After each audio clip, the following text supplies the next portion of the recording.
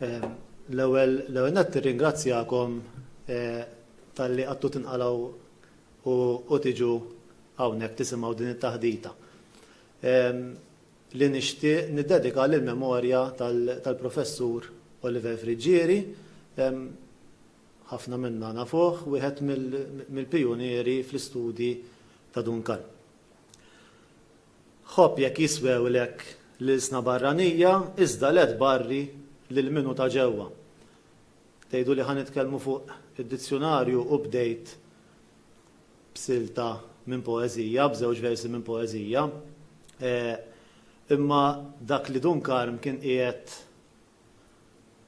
jaħseb u jifhem fil-poeżija huwa rifless ukoll kif se naraw fil-filosofija tiegħu kif kien jaħsibha huwa dwar il-lingwa u anki f'ċerti għażliet li jagħmel fid-dizzjonarju.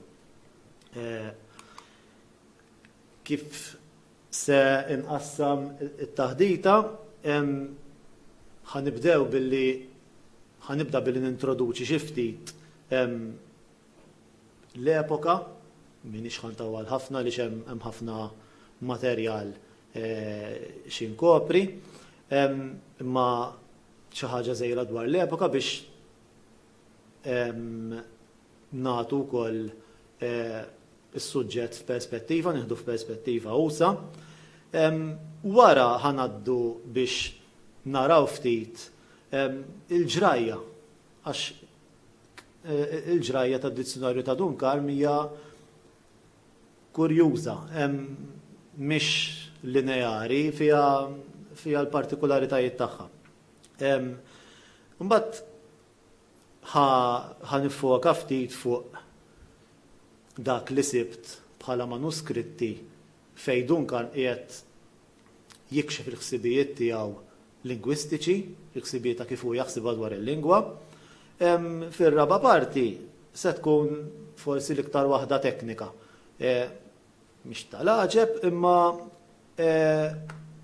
ħanaqbad ma' osservazzjonijiet li għamlu l-kritiċi, ġifieri min tkellem b'mod kritiku dwar id-dizzjonarju, u ħanaraw nevalwaw daqsxejn kemm kienu ġusti fil-kummenti tagħhom ma' Dunkarm dwar id-dizzjonarju ta' Dunkarm, kemm ħanaraw daqsxejn ħanevalwaw l-evalwazzjonijiet tad-dizzjonarju ta' Dunkarm. Qabel xejn, is-sorsi minn fejn ġibna l-informazzjoni, l-Arkivju Nazzjonali tajjeb Santu Spiritu Rabat hemm fajl importanti ħafna hemm oħrajn. Jiġifieri ma' fajl importanti ħafna li fih minuti li permezz tagħhom qed ninseċ din l-istorja tad-dizzjonarju ta' Dunkarm. L-Arkivju tal-Katedral Metropolitan tal-Imdina, hemm kaxxi b'materjal li qabel kien f'dik li konna nsejħu l-Kamra ta' Dunkarm. It-taqsima tal-Arkivju u tal-Kod Barari hawnhekk l-Università stess. Straħt ukoll kelli nsaraħ ħafna fuq pubblikazzjonijiet. Ġifieri artikli u editorjali li deru fil-Malti u leħen il-Malti u ġurnali oħra anki barranin. Reċensjonijiet u kummenti kritiċi, kotba u artikli dwar erboqsma, Dunkarm, ħajtu, ġifieri għandek il-Ġuse Cardona, eccetera. L-epoka li għex fiha Dunkarm, mela għandek il-kwistjoni tal-lingwa, eccetera. L-edukazzjoni għaliex l-istorja tad-dizzjonarju ta' Dunkarm nibtet fid-Dipartiment tal-Edukazzjoni u oqsma relevanti mill-qasam tal-metalessikografija, l-istudju xjentifiku tad-dizzjonarji. Ovvjament id-dizzjonarji fihom infushom, ħassi referenza għad-dizzjonarju ta' Dunkarm naturalment. Xi ftit mill-kotba li konsultajt, partikolarment ħanħares lejn din tawek hija teżi ta' Kamenzuli, kienet teżi fuq ir-riformi fl-edukazzjoni brabta mal-Malti. U dawn ta' hawnhekk huma artikli li l-editorjali prattikament li Duncan kien jikteb fil-Malti li huma brabta mal-lessikografija. Imma ħajkolli immexxi naqra, ħanibdew billi niffukaw fuq l-iżvilupp tal-Malti fl-ewwel deċenji tas-seklu 20. Qegħdin nitkellmu mhix ħantawal ħafna 4 kelmiet kollox fuq iż-żmien tal-kwistjoni tal-lingwa, iż-żmien li tagħna fit-tajjeb u fil-ħażin tagħhom iż-żewġ partiti ewlenin. Irrid ngħid li qabel il-kwistjoni tal-lingwa li bdiet fl-1878 meta ġew tliet kummissarji Malta, Rawsil, Keenan u Julian, l-ikbar inkwiet tal-mexxejja tal-Maltin kien in-nuqqas ta' rappreżentanza li l-mexxejja Maltin ma kinux rappreżentati fil-gvern ta' dak iż-żmien. Mindu ġiet il-Kummissjoni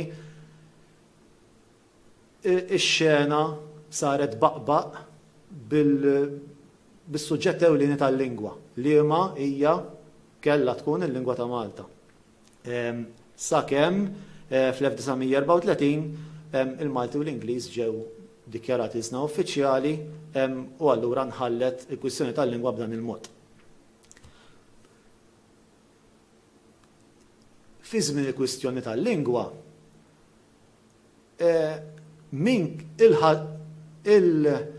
dawk in-nies li kienu jħobbu l-Malti, il-ħaddiema tal-Malti, ma qadux bidejhom fuq żaqhom. Għarfu li f'pajjiż li persentaġġ kbir minnu kien illitterat,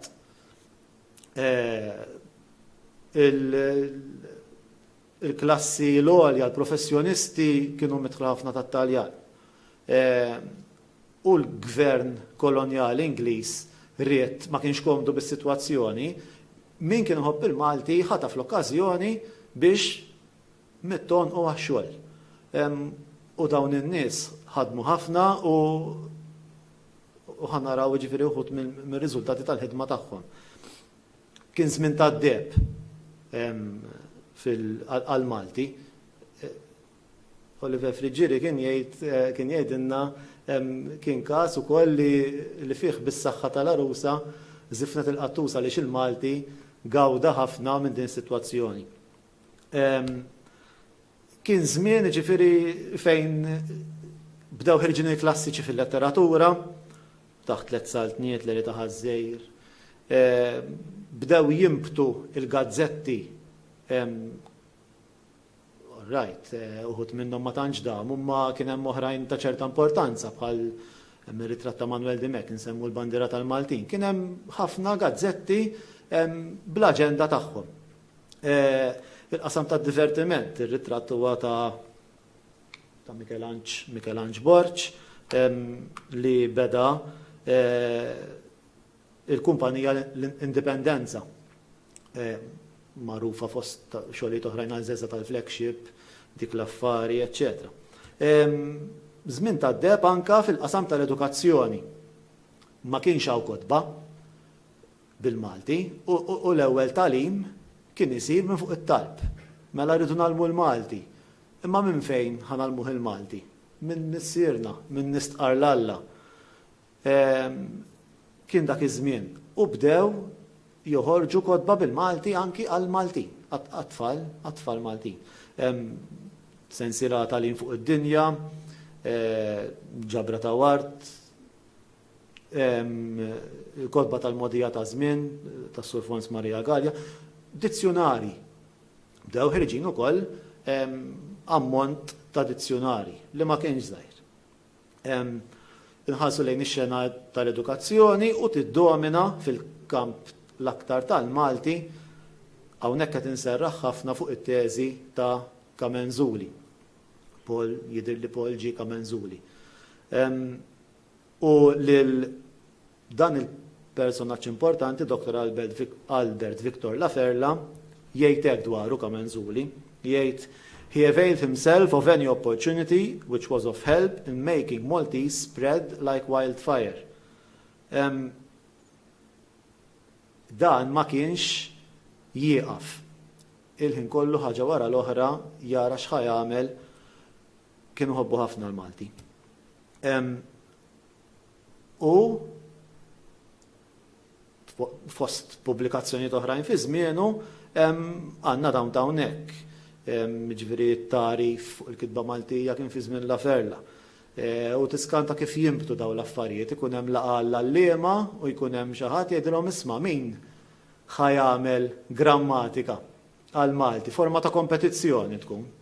U jkun hemm it-tweġiba, jkun hemm s-Surnin Cremona, jkun hemm Ġanni Ċilja, jerbħu, mbagħad jaraw kif ħajiffurmaw din il-grammatika.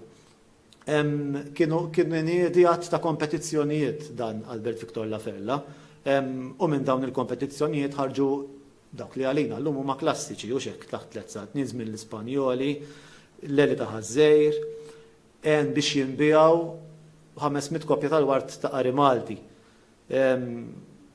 Antoloġiji kienu daw miġbura minn Pietro Paul Sajdon u Giuseppe Aquilina u fi żmienu beda is-suġġett ewlieni ta' din it-taħdita, ġifieri beda l-proġett tad-Dizzjonarju Ingliż u Malti.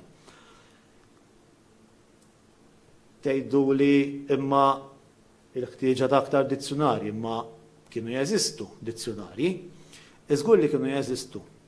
Imma meta ix-xogħol jikber, meta l-ħeġġa tikber, meta jkollok ħafna żgħażagħ qegħdin jiktbu bil-Malti, ikollok nies Malmin bħal Dunkarm li għaraf kif bħal xitla li qiegħda tikber jiddiriġi fit-triq it-tajba.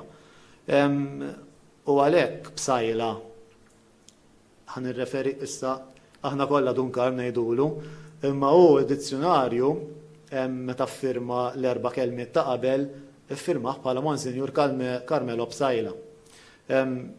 Ġifieri jekk taqbiż li Dunkarm tkun qabżet imma bħala lessikografu Dunkarm iffirma Monsinjur Carmelo Bsajla. U jħoss ħtieġa ta' aktar dizzjonarji għalfejn għaliex il-Malti kien qed jikseb l-istatus tiegħu anki bil-liġi. Hemmhekk hemm dizzjonarji l-ewwel wieħed huwa tal-1985 ta' Salvatore Mamo u dak stampat. Dan ta' Antonio Manuele Caruana ta' Ines Farrugia biex niftehmu. Magro 1906. Busuttil 1900 Malti Ingliż u Ingliż Malti. Ġifieri kien hemm dizzjonarji, imma x'jiġri? L-ħaġa twaqfu laqdiet, twaqfet laqda tal-kittiba tal-Malti. U dak kien żvilupp importanti, il-Malti beda jiġi standardizzat l-alfabet. U allura id-dizzjonarji ta' qabel ma ġie standardizzat l-alfabet. Ġew qishom m'għadhomx qegħdin jaqdu biżżejjed il-ħtiġijiet ta' min rid jużhom. U Dunkarm ried dizzjonarju li kien jifhmu bħala għodda neċessarja li biha jistgħu jifhmu sewwa l-kelma Ingliża bl-għajnuna tal-kelma Maltija li tfissirha bil-għaqal. U hekk issir ħaġa ħafifa l-aktar għall-istudenti żgħażagħ u dil-kelma żgħażagħ kieku jista' Dunkarm kien jiktibha bil-bold bl-italic kieku kellu l-kompjuter. F'verżjonijiet manuskritti tal-erba' kelmiet ta' qabel għax hu d-daħla tad-dizzjonarju hekk isejħilha. Ġifieri waħda minnhom verżjoni fit-titlu addirittura l-kelma żgħażagħ isemmiha fit-titlu. Tant kemm dan id-dizzjonarju kien intenzjonat l-aktar għaż-żgħażagħ. Dunkarm jaraf il-ħtieġa ta' dizzjonarju tas-sinonimi Maltin, ngħidulu teżawru, u dizzjonarju ġdid u tajjeb. Ġifieri fl-1921 ġie standardizzat l-alfabet u allura apparti li Dunkarm id-dizzjonarji ta' qabel ma kienx qishom li kienu tajbin biżżejjed, kien hemm dal-bżonn. Tibda tara lil Dunkarm f'dawn l-artikli, għaxu jikteb artikli fl-editorjali bħala editur. Dizzjonarju tas sinonimi Maltin u dizzjonarju tal-Malti, xi ħaġa isemmihom l-editorjali. Huwa jitkellem fuq kunċetti tal-lessikografija Dunkarm, jibda anke joħloq il-kliem. Dik li aħna llum ngħidula lemma sign, dik li tkun bold, tfittex il-kelma li tfittex fid-dizzjonarju alfabetiku, dik Dunkarm sejħilha l-mamma. L-entrata, ġifieri jekk qed ngħidu kiser, dak kollu li huwa marbut ma' kiser qabel ma tibda lemma oħra, sejħilha ġliba Dunkarm. Issa qed tara ġliba ħut miexja orizzontalment. Mela tagħmel differenza Dunkarm bejn l-ordni alfabetika vertikali, dik li nsejħula tqassim tal-makrostruttura kif inhu mqassam alfabetikament f'dal-każ dizzjonarju, u l-ġliba. Ġliba ħut għaddejja orizzontalment, mela illum nsejħula entrata. Dictionary article bl-Ingliż. U dawn il-kelmiet jużhom fl-editorjali tiegħu tal-Malti. Issa, ħanaddu għal ġrajja mżewqa tad-dizzjonarju Ingliż u Malti. U ħanibdew biex nibni fuq dak li sabu ta' qabli, ħanibdew biex nafu sa' issa. Sewa, mela għandek l-Oliver Frigieri fil-kodba msemmijin u l-Giuseppe Cardona, hemmhekk qegħdin nitkellmu dwarhom bħala biografi ta' Dunkarm, li dawn iferxu dak li kien der fil-Gazzetta tal-Gvern. Issa jkollna ċans nittawlu x'inkiteb fil-Gazzetta tal-Gvern meta l-Gvern ħabbar li qed jindam dizzjonarju ġdid. Imbagħad kulħadd jibda jżid. Dak huwa s-sabiħ tar-riċerka. Għandek lil Paul G. Kamenzuli fit-teżi tiegħu tal-71 li kien l-ewwel tarf li batt miegħu jiena din it-teżi għaliex jittraskrivi, jikkopja it-tri tal-Aferla rigward id-dizzjonarju. Ma għandek il-Aferla jitkellem ma' Emanuel Benjamin Vella tal-ġabra ta' Wart. U bdejt naqbad tarf minn hawn u tarf minn hemm. Mela Paul G. Kamenzuli tagħna ftit it-tri fejn jissemma dizzjonarju. Giuseppe Cardona jaqbad jippubblika xi jittri wkoll ta' Carmen Micallef Buħaġar li mbagħad ġabarhom il-professor Oliver Frigieri fejn ukoll jisemma d-dizzjonarju. U jien bdejt nieħu r-ruħ, bdejt ngħid ejja ġejja konferenza hawn xi ħaġa fuq id-dizzjonarju għax tant kemm il-materjal stampat imferrex kien limitat, bdejt nimżel li mhux se jkolli materjal biżżejjed għall-konferenza, llum nirrealizza li qiegħed tard. Fil-ħin u rridu nħaffef ftit.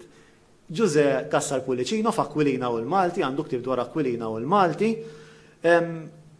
li għalkemm mhux dejjem kien preċiż, jagħtina indikazzjoni ta' meta ħarġu l-ewwel żewġ faxxikli.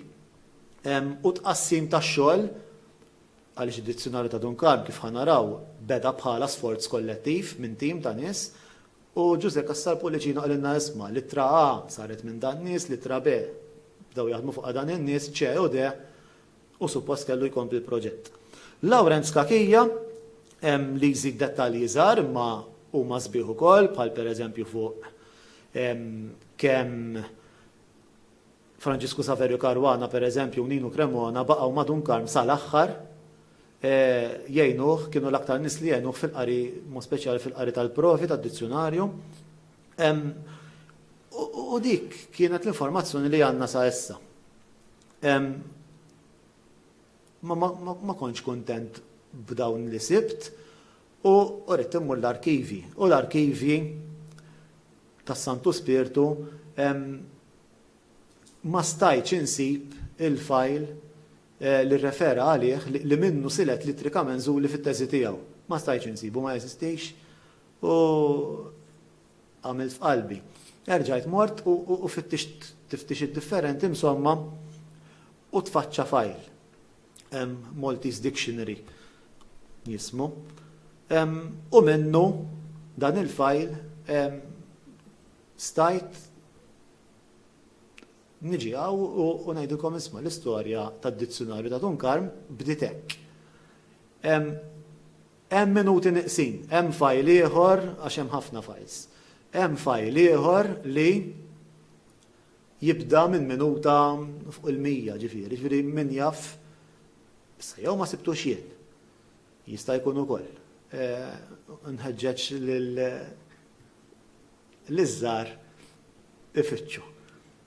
Jew ma sibtux jien biex tibdu kulħadd jibni fuq ta' qablu. Jew jista' jkun l-inqeret fil-gwerra. Il-gwerra kellha sem importanti wkoll tidħol f'da dizzjonarju. Ma ħanibdew. Jiena l-istorja tad dizzjonarju ta' Dunkarm meta naqsamha fit-tnejn, il-fażi Mamo u l-fażi Bsajla. Għaliex il-kunjom Mamo huwa marbut mad-dizzjonarju ta' Dunkarm, diġà għajna ma dal-kunjom, qed ilkom kien kiteb dizzjonarju fl-1885 u kien stampat ċertu Salvatore Mamo. Imma araw tarfu xil dawn it-tnejn min-nies għax dawn it-tnejn issibuhom bħal ħabba ħażina ma dawn kienu tajbin. Issibhom f'ħafna xorti. U dawn it-tnejn kienu strumentali biex illum għandna għaxin ġibtom miegħi. Ħanżommhom qrib. Biex illum għandna id-dizzjonarju ta' Dunkarm. Sewwa li huwa dan. Stampat żgħir u mbagħad hemm verżjoni oħra li hija ikbar. Dan huwa biss l-ewwel volum, dawn huma t-tliet volumi il-faxxikli kollha miġburin fl-imkien.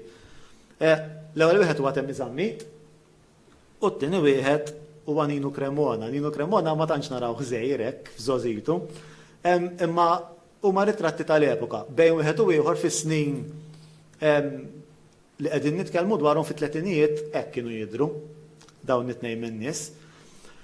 Ġara Temmi Żammit jiltaqa' isir jaf għax Temmi Żammit ma kienx jiskava biss it-tempi, skavalna dizzjonarju wkoll. U Temmi Żammit kien qed jitkellem ma' Salvatore Mamo li għadni kif semmejt tal-1885 ta' dizzjonarju. U għallu isma' lil Temmi Żammit, għallu jien għandi dizzjonarju ieħor manuskritt dan Salvatore Mamo. U raħ Temmi Żammit u għoġbu l-Temmi Żammit. U mar jgħid bih lil Nino Cremona li jogħġbu wkoll u għallu Nino Cremona għallu dan, ippubblikaħ. Salvatore Mamo kien wasal lejn l-aħħar ta' ħajtu. Dan ieħor personaġġ li kelli nagħmel ftit ta' riċerka fuq, u għax ma tantx konna nafu dwaru, sirna nafu affarijiet hemm artiklu fuq il-ħen il-Malti ta' din is-sena. U għallu pubblikah Temmi Żammit u Nino Cremona li Salvatore Mamo, għallhom kull min jaħdem fuq dizzjonarju dejjem ngħid l-istess kelma. Għallu dan huwa works in progress. U vera, ċekku, meta inti dizzjonarju stampat tlestih hija kelma kbira qatt ma jkun les dizzjonarju, allu rrid induru u għal dawn ir-raġunijiet ma stampax. Salvatore Mamo miet, imma l-eredi tiegħu, ir-rappreżentant tal-eredi tiegħu, ċertu sa dan kellu xi 5 ismijiet. U l-R.L. insejt xinu, ma ħajkunu miktubin fl-istudju. R.L. Casolani, li kien fl-armata,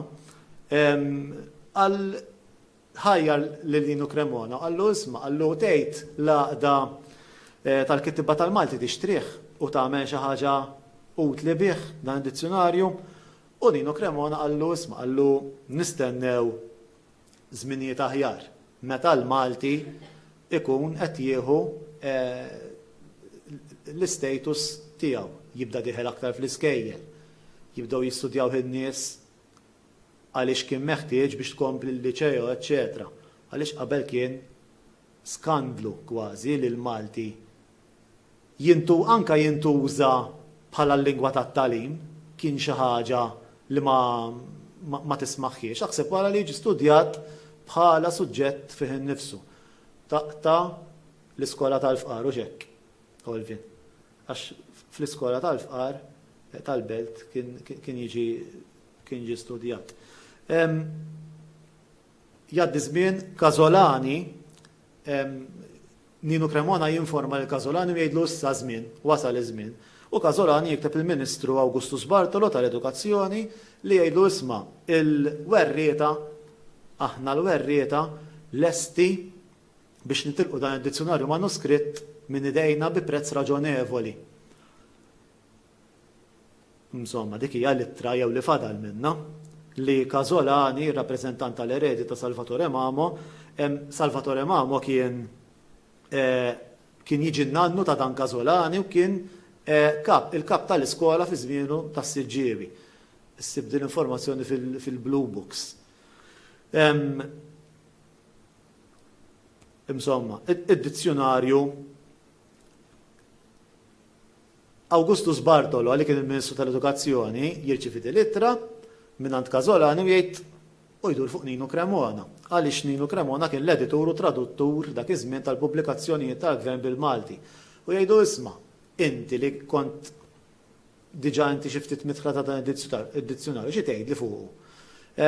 U Nino Cremona jagħti lista ta' preġi u difetti ta' dan id-dizzjonarju. Jgħidlu isma'. Ġifieri din id-deskrizzjoni tiswa mitqila deb illum il-ġurnata għaliex id-dizzjonarju ta' Salvatore Mamo iġġar intilef fit-tiġrif tal-gwerra. Ġifieri kull tarf li nistgħu niġbru fuq dan id-dizzjonarju huwa mirbuħ. U għandna deskrizzjoni dwaru ta' Nino Cremona u jgħid fost il-preġi miktub b'alfabet u ortografija qrib ħafna ta' dawk uffiċjali. Ġifieri jekk tħallsu lej l-ortografija użata minn Busuttil, Antonio Manuel Caruana, eċetera ta' qabel, ħassibu li hija differenti ħafna. Li fih ħafna kliem komuni li hija ħaġa tajba għaliex jiena rrid nkun naf kif ħanikteb l-ortografija tajba kliem komuni.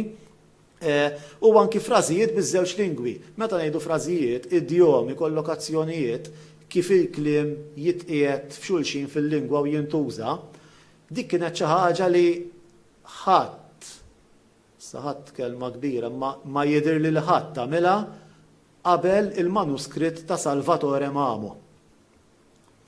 Skużawni. Qabel il-manuskritt ta' Salvatore Mamo, mela fil-manuskritt ta' Salvatore Mamo diġà hemm ċerta attenzjoni, ċerta kura għal dawn l-affarijiet li semmejt.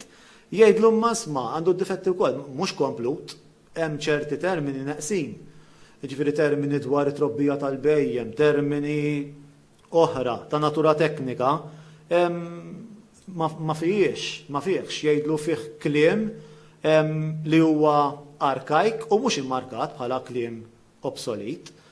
U jgħidlu isma' kien hemm kliem arkajk u mbagħad itħalla barra. Ġifieri l-ebda dizzjonarju mu komplut għaliex l-ebda dizzjonarju huwa magħmul biex jaqdi lil kulħadd dejjem. Illum nitkellmu fuq dizzjonarji li jaqdu funzjonijiet partikolari għal ċerti tipi ta' fittiexa. Dejjaqni kelma utenti. Issa, waħda mill-affarijiet inkomplu b'materjal ġdid. Fid-daħla fl-erba' kelmiet qabel Dunkarm jgħid li bħal issa niżlet il-manna mis-sema u l-gvern Ingliż reqqitu qalbu għax kellu bżonn il-Malti fil-verità biex għalfat il-barra f'termini l-Italjan. Imma isu l-gvern reqqitu qalbu Ingliż u qal isma' ħalli nagħmluhom dizzjonarju ħalli jkunu jistgħu jiftehmu magħna aħjar. Le, fid-daħla ppubblikata bil-barka tal-gvern Ingliż ma jingħadx dan li ħanejt issa. Dan qiegħed fil-manuskritti. Hemm verżjonijiet, hemm xi 6 jew 7 verżjonijiet manuskritti tad-daħla ta' Dunkarm li għalkemm Dunkarm ma ppubblikax il-manuskritti tad-daħla, aħna isna qegħdin nissindikaw ftit il-ħsibijiet tiegħu, il-proċess tiegħu li wassal għad-daħla stampata. Imma la kitibhom ċerti affarijiet ħasibhom. U jikteb hekk Dunkarm f'daħliet verżjonijiet differenti tad-daħla. Jien qed insejħilha d-daħla biex ma noqgħodx ngħid kull darba l-erba' kelmiet ta' qabel. Jgħid saru dimandi lill-awtoritajiet tal-pajjiż biex jibda jiġi kompilat id-dizzjonarju. Ġifieri ma kienitx il-Gvern Ingliż li reqqitu qalbu, kienet l-insistenza tal-ħaddiema ħbieb tal-Malti li għamlu d-dimandi, li għamlu t-talbiet. Saret talba lill-awtoritajiet tal-pajjiż. Appeals to the local authorities were made in this respect. Verżjoni oħra tad-daħla Dunkam saħansitra jniżżel.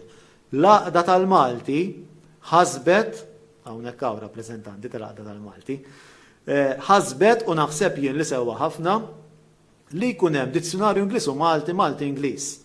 Issa, l-Għaqda tal-Malti diffiċli biex tikkwalifika. L-Għaqda tal-Malti Università, l-Għaqda tal-Kittiba tal-Malti li llum hija l-Akkademja u għatala biċċa, m'għandniex l-ewwel minuti kif informawni sħabi Joe Borch rajtu x'imkien u David Aġus Muscat. M'għandniex il-minuti tal-bidu la tal-Għaqda tal-Kittiba tal-Malti llum l-Akkademja u laqqas tal-Għaqda tal-Malti Università.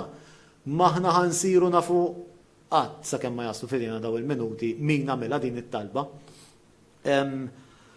Imma msomma, u għek taraw il-kitba ta' Dunkarm, ħtieġa dizzjonarju Ingliż u Malti u Ingliż, għax dik oħra. Il-ħsieb oriġinali kien ta' Ingliż u Malti u Ingliż. Imma Dunkarm għomor wieħed kellu.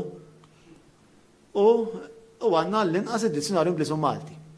Għaw nisfera raf din, u saret talba l-awtoritajiet tal-pajjiż fuq din ħaġa. Tajjeb.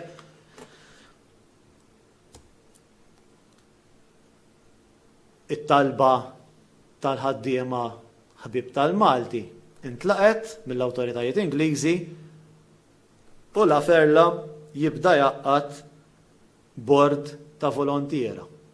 Dawk il-ħaddiema veri tal-Malti li jaħdmu fil-volontarjat. M'għandniex bżonn remunerazzjoni kbira, imma naħdmu mill-qalb. U dawn in-nies Temmi Zammit, Monsinjur Kamelu Bsajla, Franġisku Saverju Karwana, birax ħadd staqsini minn waqt lezzjoni Bradley. Min kien dak kien Franġisku Saverju Karwana. Emanuel Benjamin Vella, Nino Cremona, Petru Paul Sajdon u La Ferla. Dawn għandna littri ta' La Ferla jibatilhom wieħed u għandna wkoll it-tweġibiet tagħhom. Temmi Zammit ħass li ma kellux jaċċetta din it-talba tal-La Ferla, imma l-oħrajn aċċettaw. Minflok Temmi Zammit imbagħad daħal xi ħadd ieħor u bdew isiru il-laqat tal-kumitat. Issa, xi drabi ħadd isimgħu nuża l-kelma kumitat, xi drabi ħadd isimgħu nuża l-kelma board, għaliex tużaw iż-żewġ kelmiet, il-bord tad-dizzjonarju, il-kumitat tad-dizzjonarju u jien użhom it-tnejn ukoll. Ħankun qed nirreferi għall-istess ħaġa. Tajjeb. Osservaw ftit ir-ritratti tal-persuni, dawk huma l-membri preżenti għall-ewwel laqgħa tad-dizzjonarju. Issa qed neħdu l-minuti sewwa, mela preżenti post 15 ta' Diċembru 1934, Franġisku Saverju Karwana, Albert Viktor La Ferla, Nino Cremona, Manuel Benjamin Vella u dak li daħal jissostitwixxi lil Temmi Zammit ir-referendu Farrugia Gay. U ttieħdu dawn id-deċiżjonijiet li r-reviżjoni tad-dizzjonarju manuskritt ta' Mamo, għadna qed nitkellmu fuq id-dizzjonarju ta' Mamo, għadna qas missejna ma' Dunkarm. Kella tibda mill-parti Ingliż Malti. Kien hemm żewġ manuskritti u kella tibda mill-parti Ingliż Malti. Dik kienet id-deċiżjoni, sinjal li raw li dik kienet l-iktar ħaġa meħtieġa. Din kella tiġi pubblikata f'faxxikli ta' 16 paġna l-wieħed u Franġisku Saverju Karwana kellu jittajpja kopji tal-ittra u jqassamhom lill-bqija tal-membri. Kopji mid-dizzjonarju ta' Salvatore Mamo, kopji ta' Franġisku Saverju Karwana li għadhom jeżistu u li permezz tagħhom nistgħu nitfgħu dawl fuq id-dizzjonarju il-mitluf ħanse jaħlu hekk li qeret taħt it-tiġrif tal-gwerra ta' Salvatore Mamo. U l-kumitat kellu jiltaqa' tal-inqas darba f'ġimgħa possibbilment nhar ta' Sibt. Daw la kellhom sibtijiet, la kellhom militijiet u l-ewwel tas-sena tibda tara l-minuti jiltaqgħu fit-2 ta' Jannar, 19 ta' Diċembru, ġifieri dawn il-ħaddiema ħbib tal-Malti qed insejħilhom. Reġa' ltaqa' it-tieni laqa' tal-kumitat. Iltaqgħu fil-Belġa ta' Franza fejn illum hemm il-General Workers Union, dika kienet il-Belġa ta' Franza u ġarfet. L-istess membri imma jidher ritra ġdid. Mhux hekk. Mhux hekk. U ttieħdet deċiżjoni waħda. Ir-reviżjoni tad-dizzjonarju ta' Mamo kellha tiġi estiża għal kompilazzjoni ta' dizzjonarju ġdid li kellu jkun riżultat ta' teamwork of all the members. U ma nafx jiena, għazem mal-fejn ngħid, imma kien hemm jidher li kien hemm persuna l-influenzat il-kors tal-ġrajja tad-dizzjonarju ta' Salvatore Mamo. U dil-persuna jidher ċar li kienet Duncan. U Duncan kellu għal-qalbu ħafna dan il-proġett tad-dizzjonarju bħala prinċipju, għaliex min qara l-ittri ta' Duncan mill-Kammen Mikallef Buħaġar kien igerger fuq il-pis li jabbewni bih. Imma bħala prinċipju kien rridu ħafna d-dizzjonarju. U hawnhekk qed jikteb lil Laurent Ropa fl-1935 u qed jgħidlu isma' la kwestjoni del-dizzjonarju Maltese hija assai serja, un dizzjonarju buono, dizzjonarju tajjeb, komplut, ankor non ce n'è, għatmawx. Auspicia il governo attuale si è incominciato a compilare uno da membri della AQDA. L-Akkademja hemmhekk ċara referenza. Ma il lavoro procede assai lentamente, ix-xogħol mixi bil-mod, Duncan migerger spiss li x-xogħol mixi bil-mod. Għax aħna nisma' kull meta niltaqgħu ftit per un paio di ore nel dopo pranzo u darba f'ġimgħa. 2 volte, anzi darbtej la settimana. Tajjeb. U għet igerger li x-xogħol mixi bil-mod, ix-xogħol li kellu jkun teamwork of all the members. Allura jiġi format sottokumitat. U għandna dis-sitwazzjoni, għandna li Emanuel Benjamin Vella jistudja barra mela membru tal-bord jew kumitat nieqes. Ix-xogħol wieqaf fuq ancillary għadna fl-ewwel paġni tal-ittra A. U l-Ferla jiktiblu lil Emanuel Benjamin Vella li qiegħed Londra jistudja. Jgħidu the dictionary work has not yet been restarted. I shall bear your suggestion in mind. I'm sure the others will agree. Għadna ma nafux eżatt x'kien din is-suggestion tal-Ferla ma jista' jkun pereżempju li jiġu formati sottokumitati, jiġi format sottokumitat. Isma' xogħol miġi bil-mod mela janżidu n-nies.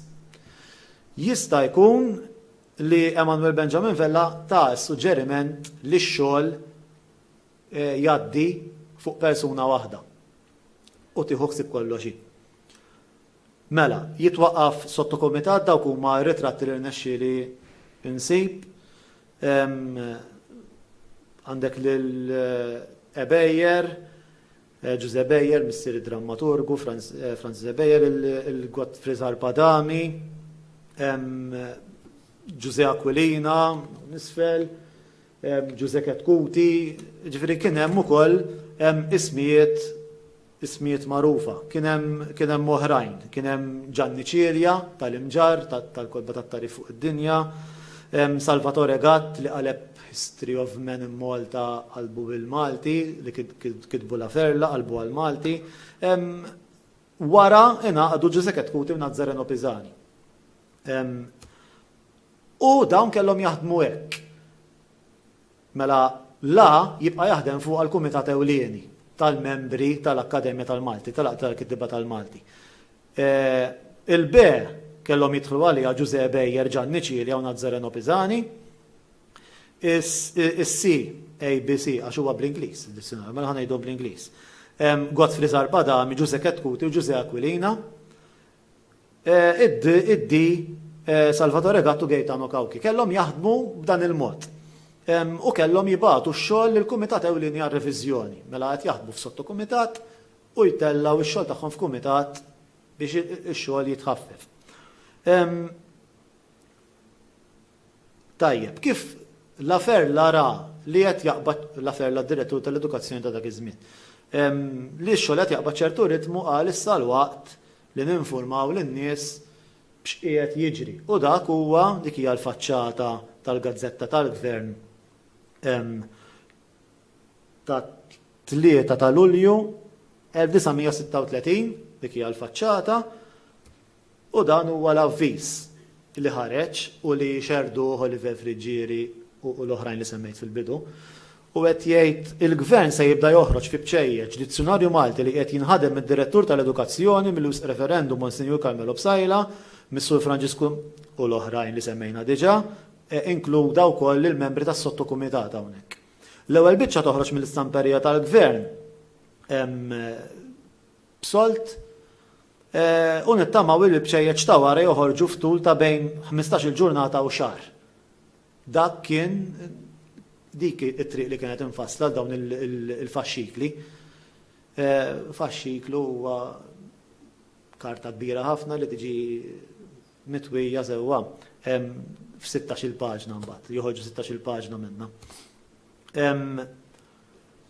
L-ewwel faxxikli u l-ewwel kritika, mela joħroġ l-ewwel faxxiklu u fid-dinja m'hawn xejn perfett taħt is-sema l-isfel mhux hekk u ssib il-min jikkritikak.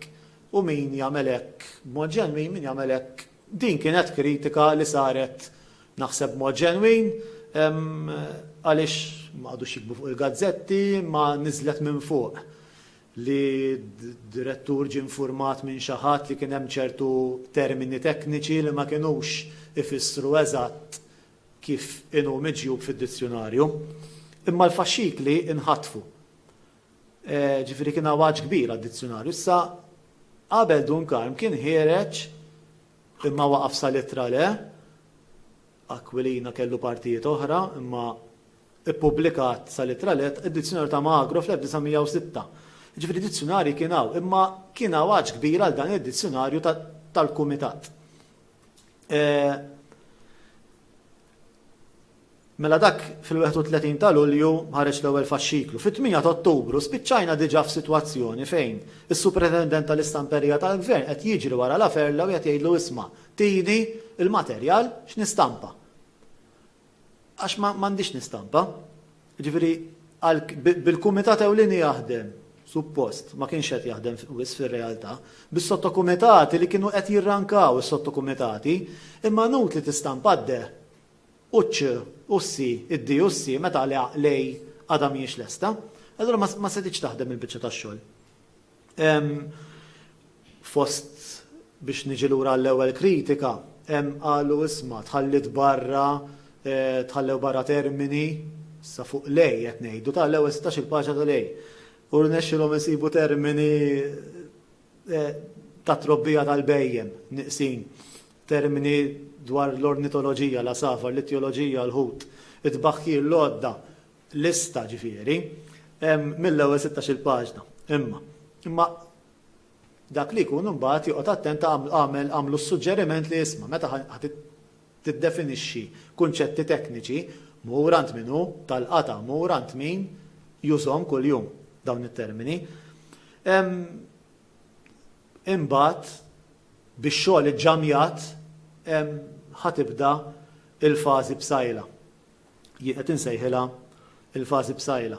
Dunkarm jgħid fl-erba' kelmiet ta' qabel li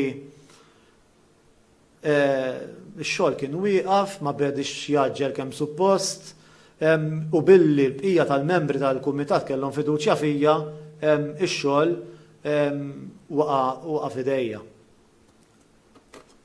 Hawnhekk għandna lil Dunkarm imma qed jaħseb il-verżjoni waħda mill-verżjonijiet manuskritti tad-daħla u qed jgħid għal daqstant iddeċidejt, jaqtaħħa ddeċidejt. U jkompli mod ieħor, xi ħadd tarraf illi xi persuna mħarġa sewwa kellha tiġi magħżula u jingħatala f'idejha l-kumpilazzjoni d-damma tad-dizzjonarju. Mista naqra kollha biex ma ntawwalx. Jista' jkun li da xi ħadd kien jibivella? Jista' jkun li f'dik li trajlibat minn Londra kien qed jirreferi għal dil ħaġa li x-xogħol jaqa' fuq persuna waħda. Dunkarm jgħid ukoll kont mitlub naċċetta dan id-dmir u jiena l-ewwel jikteb aċċettajt u mbagħad iżid li ħaseb qabel u ngħid ħasibx għaliex kienet biċċa xogħol massiva ma tistax taħseb. Aktar u iktar għal xi ħadd li kien minn għalih l-irtira, l-aħħar konferenza kienet dwar l-irtirar dwar il-ħajja tiegħu fil-librerija bħala librar. Kien minn għalih l-irtira u ħajoqgħod forsi daqsxejn aktar jiddedika ruħu forsi għal poeżija u spiċċa qed ngħid spiċċa għax huwa il-fil tad-diskors li kien qed juża hu. Imwikki għaliex hekk kien qed jaħseb b'dan ix-xogħol jiebes. It-ton tiegħu fl-ittri ta' Karmen Mikallef Buħaġar li lem jimxi. Meta Dunkarm jieħu x-xogħol f'idejh, mix-xogħol jaqbad jirranka,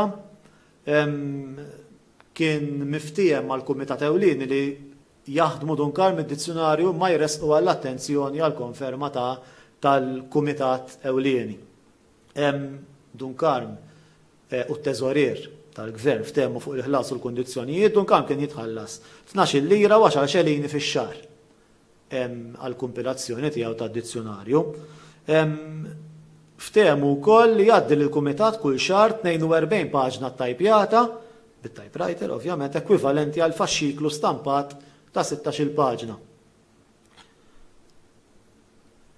Bjaddu x-xhur, insomma, sajdon, mbagħad jirtira mill-bord, ikollu disgwit mal-aferla fuq xi ħaġa li m'għandix taqsam mad-dizzjonarju u jgħid mela la minix f'termini tajbin ma l-aferla jiena ħanirtira mill-Kumitat, jgħid dan fitra lill-Akwilina, Giuseppe Aquilina.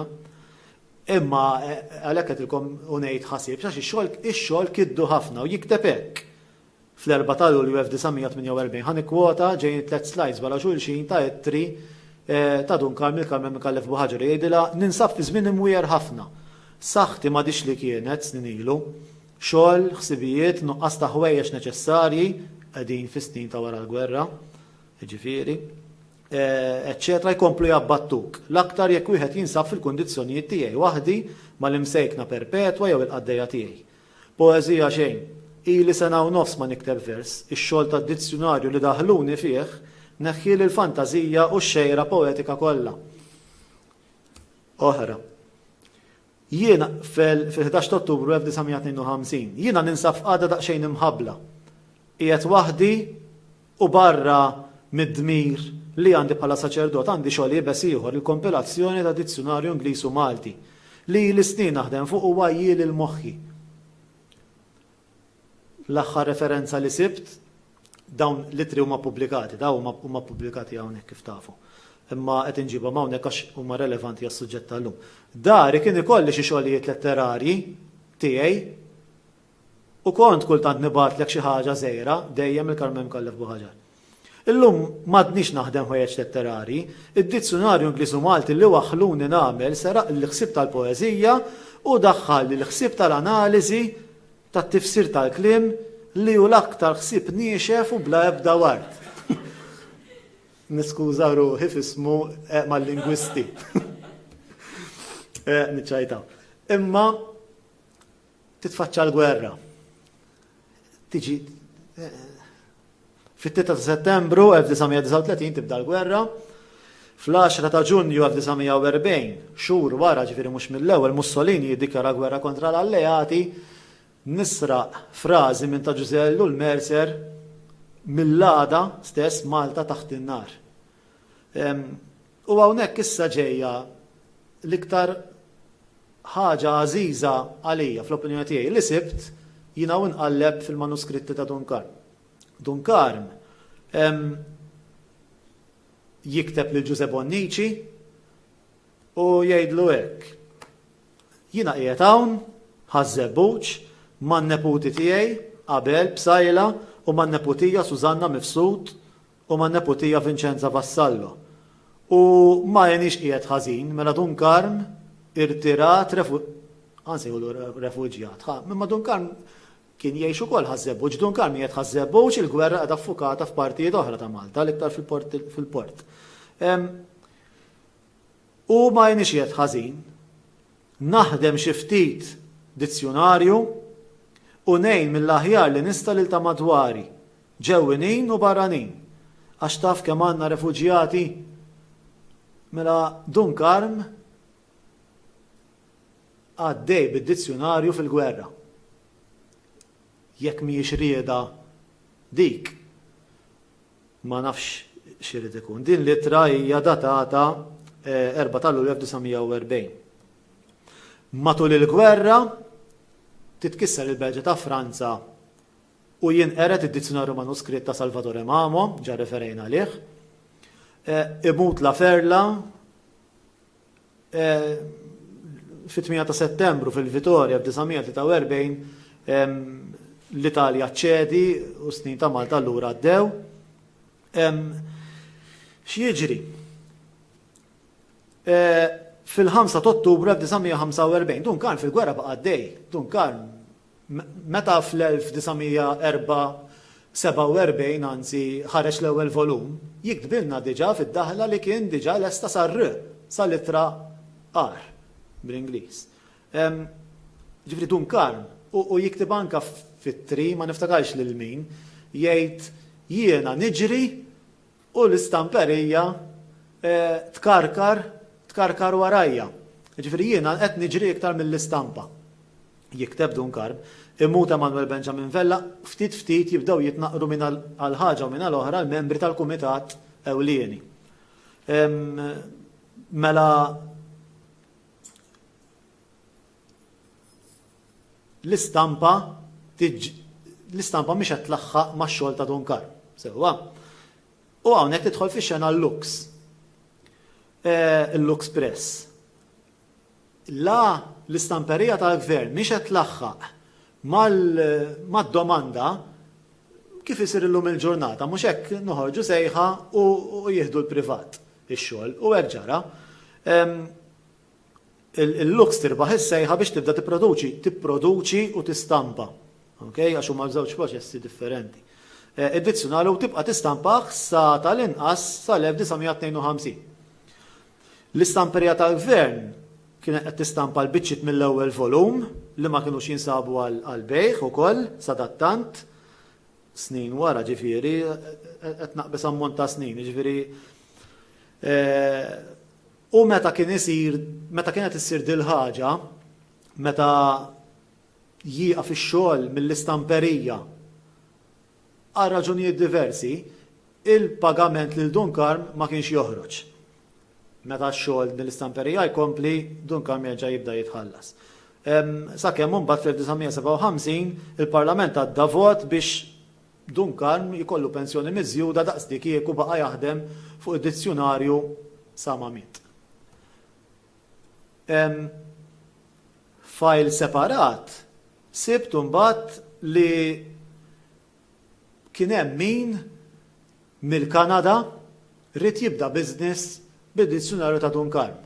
Kien hemm ammont ta' emigrati u hemm talba lill-Dipartiment jidher id-Dipartiment tal-Informazzjoni ma niftakarx eżatt jew lill-Dipartiment tal-Edukazzjoni, imma hemm talba biex id-dizzjonarju ta' Dunkarm jiġi esportat lejn il-Kanada biex iservi wkoll il-komunità Maltija ta' hemmhekk. Issa hawnhekk ġbart biex ikunu miġburin flimkien id-dati ta' meta ħarġu l-faxxikli. Ġifieri l-ewwel tnejn li ħarġu mill-Kumitat ħarġu fil-31 ta' Lulju 1936 u fit-18 ta' Settembru 1936. Minn 15 ta' Ottubru l-qudiem ix-xogħol tal-kompilazzjoni għadha f'idej b'sajla minn hemm lem baqa' għaddej kif tistgħu taraw mhux ħanqod nidħol fid-dettalji, imma baqa' għaddej f'idej b'sajla b'ritmu regolari. Jiġifieri kien qed joħroġ faxxiklu kull xahar. U żamm ma' dak li der fil-Gazzetta tal-Gvern. Għax fil-Gazzetta tal-Gvern twiegħed li jibda joħroġ faxxiklu kull 15 jew xahar. Ħaż minn massimu Dunkarm imma kien qed joħroġ ix-xogħol regolari. Il-volumi ħarġu fis-47 4 snin kull darba bejniethom, 51 u 55. Issa, il-ħsibijiet ta' bsajla dwar il-lingwa dizzjonarju, kif kien jaħsibha Dunkarm? George, kemm fadal ħin? Ej. Mela, kif kien jaħsibha Dunkarm dwar l-ilsna? Jiġifieri Dunkarm kiteb dwar l-ilsna anka dwar minn fejn ġej il-Malti. Dunkarm ixaqleb lejn de Soldanis u jgħid li l-Malti ġej mill-Puniku, Kartaġenis. Imma u jgħid li l-ilsna huma organizmi ħajjin li jitwildu, insomma, missa naqra, imma ixebbaħ l-ilsien ma' tarbija li meta tkun għada ċkejkna titlibbisa ċertu l-bis, trid tiekol ċertu ikel, meta tikber għandha bżonn il-bis ġdid, għandha bżonn tiekol affarijiet oħra biex isostnuha. U dan l-ikel u dan l-ilbies huwa l-kliem huwa l-lessiku. Imma din se naqra kollha. L-ilsna mela qed jitkellem Dunkarm f'manuskritt għandhom bżonn jieklu biex jgħixu jkunu f'saħħithom. L-ikel tal-ilsna huwa l-kliem ġdid, jew maħruġ mill-erq tal-kelma tiegħu stess, jew mis-selfa minn ilsna oħra. U kif il-bniedem jekk ma jikolx jogħlob u jista' jmut, hekk ukoll l-ilsien jekk ma jikolx jibqa' magħlub, bla saħħa biex ifisser ħsibijiet, ġrajiet u drawwiet madwaru. Iżda l-ikel għandu jkun magħżul bil-għaqal, bil-qies. Għax kif l-ikel li ma jinġibx man-natura ma raftix il-kelma. Jew mikul bil-għaġla jista' jġib indiġestjoni li tmardu, hekk ukoll il-kliem ġdid li hu l-ikel tal-ilsien, jekk mahux maħdum u magħżul bil-għaqal u bil-qies jista' jħassar u jmarrat l-ilsien li fih jidħol. Illum insejħula mentalità skola ta' ħsieb preskrittiva li tgħidlek isma' tagħżel il-kliem bir-reqqa mhux kollox naċċettaw. Illum iħallsu lejha hekk, dari il-preskrizzjoni kienet il-moda tal-ġurnata. Tajjeb, x'kien jifhem Dunkarm b'dizzjonarju? X'kienu l-punti li il-kaxxi li rid jittikja xogħol biex jissejjaħ dizzjonarju għal Dunkarm. Hemm 3 elementi essenzjali: lista ta' kliem, mingħajru ma jkunx dizzjonarju, it-tifsir tiegħu, dawn kienu jagħtuhom id-dizzjonarji ta' qablu. Imma għal Dunkarm kienet importanti ħafna t-tielet ħaġa, il-frażijiet u l-espressjonijiet. Busuttil 1900 jibda jagħti imma mhuwiex ma jagħtihomx bir-reqqa kollha kif itihom id-dizzjonarju ta' Dunkarm. Dizzjonarju għalih jgħid hekk Dunkarm huwa ktieb li jġib jew jagħtik fl-ordni tal-alfabet il-kliem tal-sien bit-tifsir tiegħu u jżid dawk il-frażijiet jew espressjonijiet li jitnislu minn jew jingħaqdu ma' dak il-kliem. Mingħajr dawn tal-aħħar mingħajr l-espressjonijiet kull ma jkun daqsxejn ta' vokabularju. U dil ħaġa jsemmiha fl-4 kelmiet ta' qabel fid-daħla Dunkarm stampata. Id-dizzjonarju tiegħu kien l-ewwel wieħed li kien ħajaħtar ortografija xierqa, kien l-ewwel wieħed li ħajkun aġġornat mal-alfabet u mal-ortografija mat-tarif li għaddu sal-lum l-iktar ktieb fundamentali jekk tistudja regoli tal-kitba tal-Malti. Rid jagħti vokabularju għani kemm jista' jkun fil-waqt li jwarrab il-kliem imdaħħal bl-għaqal fil-Malti. Dunkarm rid kellu din l-idea li jrid isaffi u jiktibha aswed fuq l-abjad. b'xi mod trid li d-dizzjonarju tiegħu wkoll juri n-nisġa grammatikali u sintattika tal-kliem biex ikun jista' jaqdi sewwa fit-taħdit u sewwa fil-kitba. Issa, il-ħtieġa u l-għanijiet tad-dizzjonarju Dunkarm meta jaqbdu ħirġin ammont ta' faxxikli jgħidulu isma' ikteb xi ħaġa biex tidher jidher fuq il-gazzetti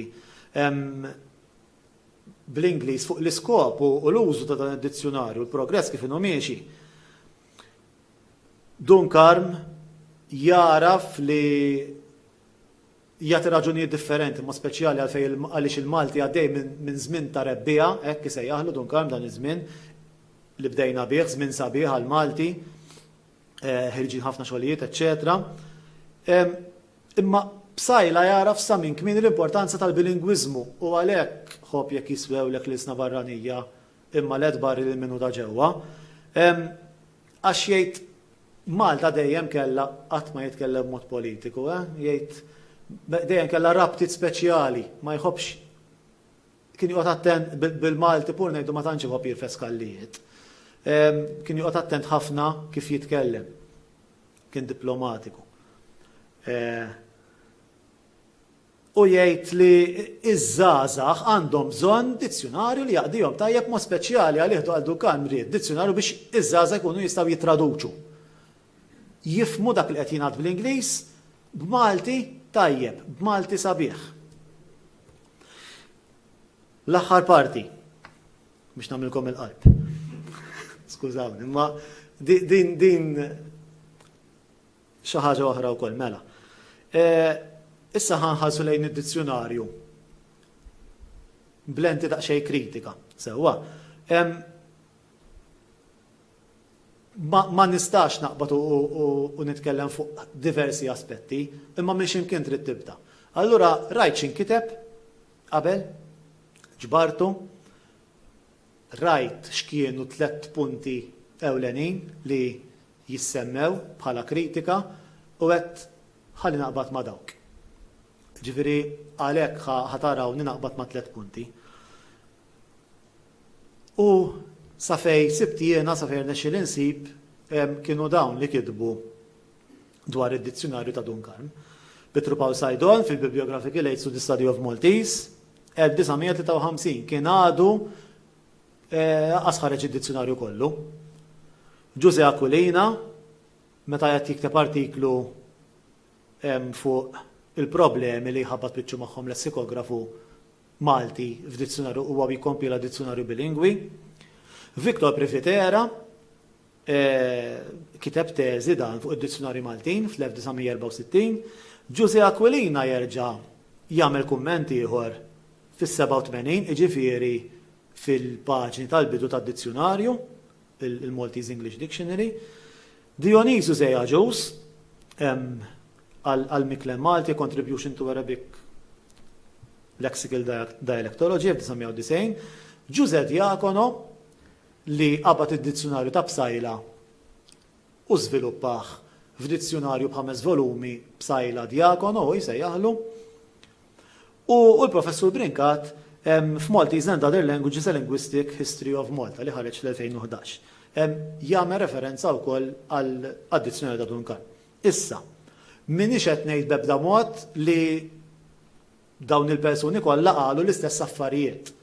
Imma fil-mezz konna nagħmlu l-LCM u l-least common xi ħaġa. Ġifieri kieku kellek taqbad xi ħaġa li tissemma ta' spiss f'dawn il-kitbiet huma dawn it-3 punti li ġejjin. Skont il-kritiċi Bsajla ibbaża dizzjonarju fuq The Concise Oxford English Dictionary of Current English tal-1934. Irrikorra għal parafrażi anke meta ma kienx meħtieġ. Il-parafrażi meta flok jien ma toġobniex il-kelma microphone għax mill-Ingliż u nipprova noħloq xi ħaġa li ma ngħidx microphone, ngħidha fi kliem ieħor. Sewwa l-istikka li bija tinstema' mal-erba' tirjieħ, pereżempju. U jgħidu wkoll punt komuni kien li ħalla barra mid-dizzjonarju ħafna kliem Malti ta' nisel li mhuwiex semitiku. U xammart naqra l-kmiem u bdejt naħdem fuqhom dawn l-affarijiet. U ħanibdew bis-sisien li fuqhom bena b'sajla d-dizzjonarju tiegħu. X'inkiteb? Cremona f'nota li Kassar Pulicino jgħidlu isma' id-dizzjonarju Ingliż u Malti issa ħanibda nuża fejni.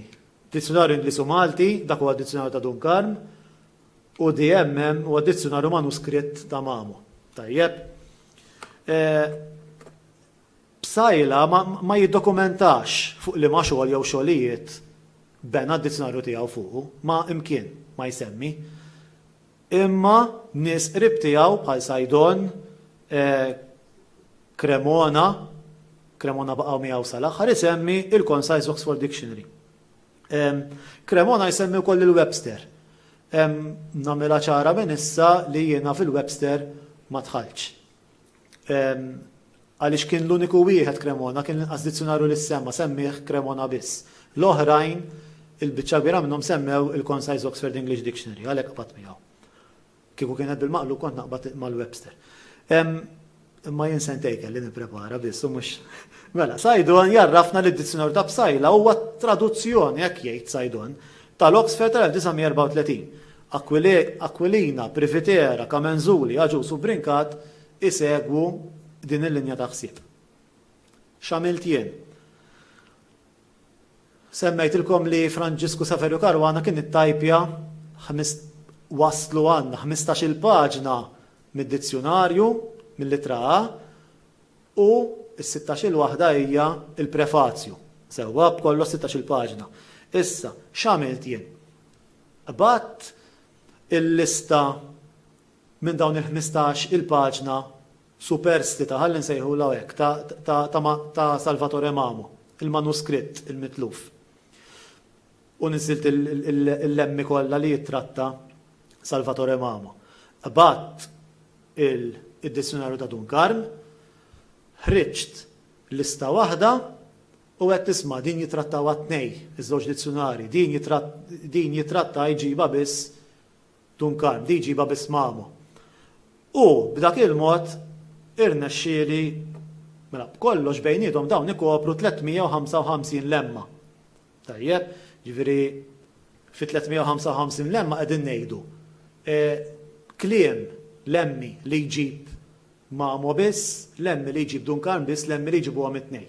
Tajjeb, hemm 355.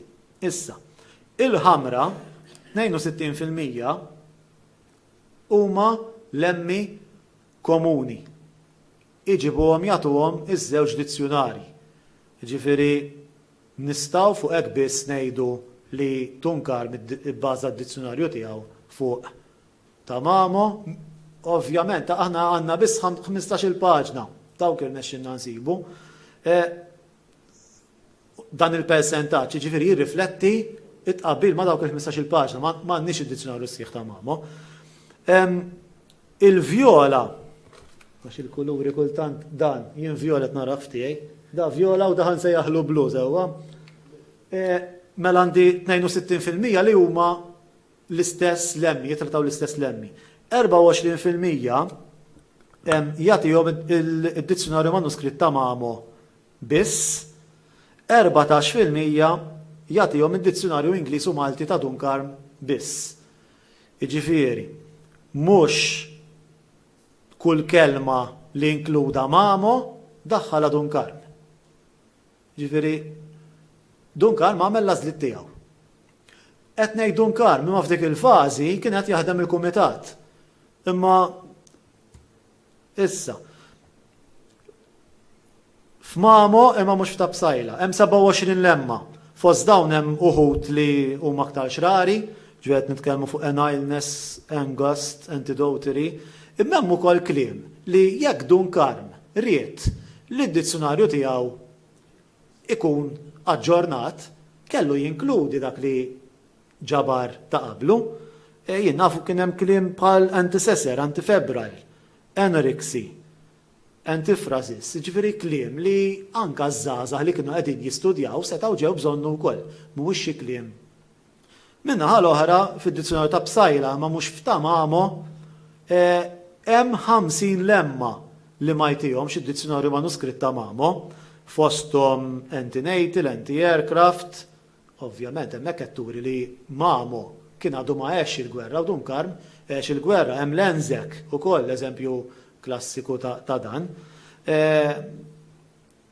Dawn jissuġġerixxu li minn barra id-dizzjonarju manuskritt ta' Mamo, Dunkarm kien qed iħares ukoll f'dik il-fażi il-kumitat. Imma kienu qed iħarsu wkoll lejn xogħlijiet oħra fosthom il-Concise Oxford English Dictionary tal-1934. Issa jinqbad kampjon rappreżentattiv ta' dawn 355 lemma u dort l-entrata sħiħa dik li Dunkarm sejħilha ġliba. Ġifieri mhux il-kelma bil-bold biss, it-tifsiriet tagħha li jagħti, eċċetera. 16% tal-kampjun, meta ngħid kampjun rappreżentattiv, ġifieri qed nara li hemm kemm nomi, kemm verbi, kemm partijiet oħra tad-diskors li ġejji minn oqsma differenti, ġifieri ġejjin mis-Semitiku, ġejjin minn Romanz, eċetera. 16% ta' dan il-kampjun l-artikli kienu identiċi, l-istess, copy u paste. 33% ta' dan il-kampjun kien hemm xebħ sostanzjali, meta ngħid xebħ sostanzjali hawnhekk ikun hemm kelma waħda biss jew frażi differenti, ċar ħafna li kellu lil Mamo qudiemu. Dan ifisser li kważi f'nofs 49% tad-dizzjonarju tal-kampjun, jien qed nitkellem bażi ta' kampjun sewwa, huma jew identiċi jew kważi qed nitkellem fuq Mamo u Dunkarm. Fil-bqija tal-artikli xorta hemm xebħ sostanzjali imma jidhru sforzi editorjali, pereżempju jitneħħa ċertu kliem arkajk. Tajjeb mela. Dan jurina li hemm madwar 87% tad-dizzjonarju tal-kampjun fejn hemm xebħ sostanzjali bejn Mamo u Dunkarm, 11% fejn hemm xebħ minimu, 2% fejn assolutament m'hemm ebda xebħ. U l-kelma fejn m'hemm ebda xebħ kienet kelma partikolari li Dunkarm forsi isa vulgari, ġifieri għalhekk forsi tratta b'mod differenti, għalhekk m'hemm assolutament ebda xebħ. Ġifieri b'87% ta' xebħ sostanzjali issa l-istorja hija differenti. Nistgħu ngħidu li l-ewwel żewġ volumi kienu ta' bilħaq imsejsa fuq il-paġni id-dizzjonarju manuskritt ta' Salvatore Mamo. Konklużjoni, waħda minnhom, ħanqassar. Ġifieri kien qed iżomm il-Mamo qudiemu kien għaddej mhux jikkopja lil Mamo, imma kien qed iħares lejn il-ħin kollu. Imma ma' Mamo kellu wkoll l-Oxford English Dictionary, il-Concise tal-34, u anki kieku Mamo ma ntilifx fil-gwerra, dan id-dizzjonarju xorta kien ħajkun ta' influenza kbira fil-dizzjonarju ta' Dunkarm. Tgħidu li ħatqabbel fiżikament ukoll, ġifieri l-issettjar tal-paġna wkoll, imma identiċi u xekk. Għandek l-Oxford u d-dizzjonarju Ingliż u Malti ta' Dunkarm. Ġifieri anki bħala illum jekk inħarsu lejn dizzjonarju online lejn xiex inħarsu, mhux lejn l-aqwa lejn l-Oxford u ngħidu nixtiequ xi ħaġa hekk għall-Malti, Dunkarm kien qed jagħmel l-istess ħaġa bl-għodda li kellu fi żmienu. Ħanittrattaw il-biċċa tal-ekwivalenza u l-parafrażi. Minnu li bsajla rikorra l-parafrażi anke meta ma kienx meħtieġ? Mela, dizzjonarji monolingwi Malti fil-Kastana jiddefinixxu etik it-tifsira, jgħidlek siġġu biċ-ċamara li tpoġġi fuqha, eċetera. Dizzjonarji bilingwi ma jagħtik l-ekwivalenti, kelma li tista' tuża f'ċerti kuntesti minflok kelma oħra. Issa hemm tipi ta' ekwivalenza sħiħa, ħaniftehmu bl-eżempji. Booklet ktejjeb, ifissu l-istess dejjem. Triangle trianglu, ifissu l-istess dejjem. Hemm ekwivalenza parzjali, ġifieri chair xi drabi tfisser siġġu bil-Malti, imma xi drabi tfisser ukoll il-President tal-Kamra pereżempju. Tajjeb, chairperson. Womanhood li tista' f'ċerti kuntesti titraduċiha b'adultezza, Imma womanhood mhijiex hekk biss. Imbagħad għandek ekwivalenza zero. Ġifri m'għandekx ekwivalenti bil-Malti. Geyser, mhux geyser tal-misħun, il-geyser il-fenomenu naturali tal-ilma ħireġ minn taħt l-art. M'għandniex fl-ambjent Malti, konsekwentement m'għandniex kelma liħ. Tundra, kont se ngħidha Maltija. Ma m'għandniex fl-ambjent fiżiku Malti, mela allura m'għandniex ekwivalenti, x'inhi l-għażla? Jew tagħti żewġ kelmiet jew aktar, hemmhekk meta ma jkollniex kliem bil-Malti għal geyser għal tandra, dik hemmhekk ngħidu li għandna vojt lessikali. Bil-Malti ma nillessikalizzawx dak il-kunċett. X'jagħti u l-eżempju hawnhekk huma minn Dunkarm. Jagħti żewġ kelmiet jew aktar li bejniethom ikopru t-tifsir kollu tal-lemma mela fellow bl-Ingliż u Dunkarm jagħti sieħed. Imma jista' jkun ukoll xriek, kumpan jew paritx jekk tkun fellow ta' xi għaqda akademika pereżempju. Dunkarm jagħti parafrażi u jgħid fellow bniedem ħaġa tal-istess klassi ma' ieħor jew ma' oħra, student f'kulleġġ, membru f'kunsill ta' università jew akkademja. Jagħti wkoll Dunkarm xi drabi l-kontroparti kulturali, mela jekk l-Ingilterra għandhom il-Christmas box u Malta għandna l-istrina u allura nistgħu nitraduċuha b'dak il-mod, Dunkarm qed jagħtiha. Imma mbagħad hemm ukoll jagħti l-ekwivalenti parzjali flimkien ma' tifsira jew nota, mela qed jagħti ekwivalenti li qed taqdik ċerti kuntesti mbagħad isaħħaħa b'nota u jgħid pereżempju stock taking, inventarju tal-merkanzija. Qed jagħti stock taking ukoll, imma jgħid inventarju tal-merkanzija. Hemm mumenti fejn b'sajla jagħti l-ekwivalenti u jagħmel hekk. Academy, akkademja. Ballistics, ballistika. Xi ħadd li ma jifhimx ballistics bl-Ingliż, ħajjifhem ballistika bil-Malti? Xi ħadd li ma jifhimx academy bl-Ingliż, ħajjifhem akkademja bil-Malti? Jiena naħseb li le. Allura għal min rid juża d-dizzjonarju banijiet reċettivi biex jifhem, il-passive dictionary jgħidulu, biex jifhem mhuwiex moqdi, huwa moqdi biss min irid kelma biex jitraduċi. Ġifieri jiena għandi bżonn nitraduċi academy u tani l-kelma f'ħalqi Dunkarm akkademja. B'sajla jagħżel li minn barra l-ekwivalenti għall-lemma bl-Ingliż xi drabi jagħti wkoll definizzjoni mela għandna istanzi ta' ekwivalenti imma mbagħad itik ukoll l-ispjega, itik definizzjoni. B'dan il-mod Dunkarm ikun qed jaqdi. Kemm min qed juża d-dizzjonarju b'mod passiv biex jifhem għax qed jifhem. Ħanaraw l-eżempji.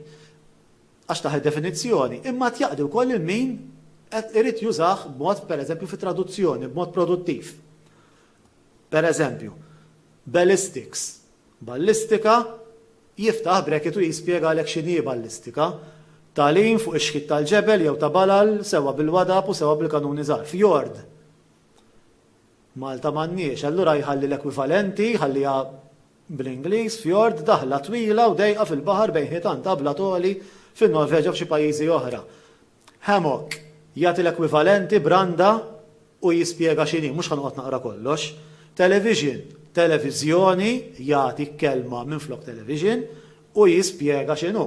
Raj fil-bot, sakemm ħadd ifhimha. Imma l-att li tara b'mezzi elettriċi, insomma, ġraja li jkunu fil-bot. Zigzag jagħtiha zigzag Dunkarm u jgħid ċenki liwi u jispjega wkoll.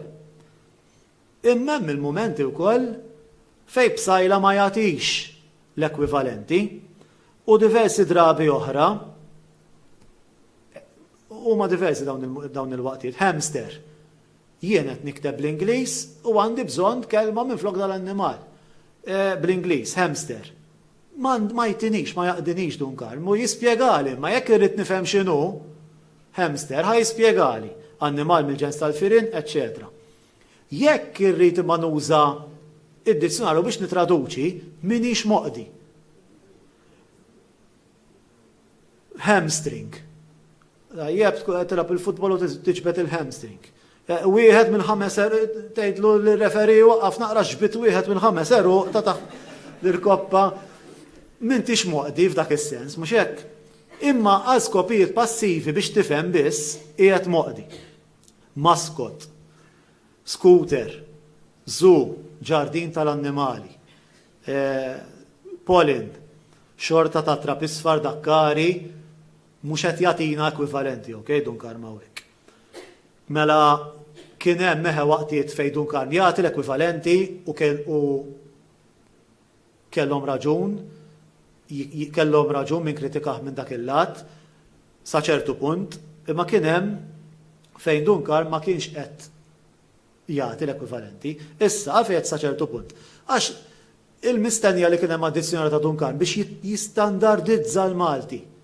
Aħna nkallhom naħsbu darbtejn nużad il-kelma imma ħanuża xari wejvjat. Mhux xari ta' xari wejvjat. Le għax bil-Ingliż nkallhom naħsbu darbtejn jaħseb wara dak iż-żmien. Fl-erba' kelmiet qabel jgħid hekk.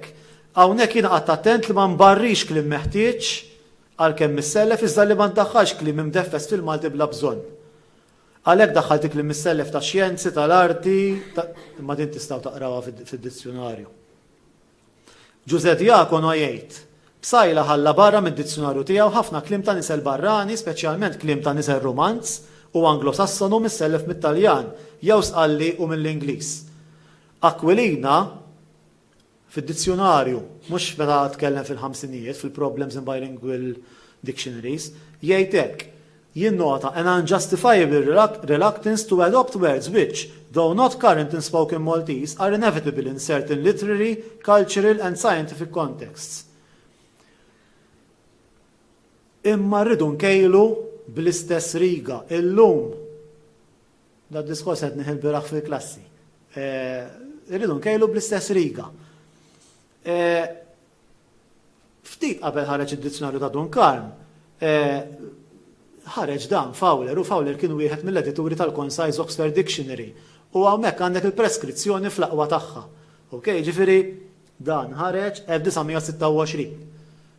Il-preskrizzjoni kienet għadha moda. Dunkarm ried jissettja standard għal Malti.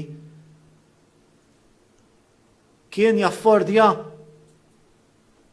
f'din l-ewwel vetrina sabiħa għal Malti. Kien jaffordja li jaraw min qed jaqra hamster, hamstring, inħallija għal ġudizzju tagħkom. Imma llum faċli mmorru għad-deskrittivizmu u moda li niddeskrivu il-Malti kif qed jinstema' Aquilina jikteb fid-dizzjonarju Malti-Ingliż, Christmas. Sibuha. Ġifieri għax il-Maltin jgħiduha għal Christmas, Aquilina kien qed ikun deskrittiv. Dunkarm jista' jkun li kell żgur minn dan, kellu skopijiet oħra. Issa, l-aħħar studju li għamilt.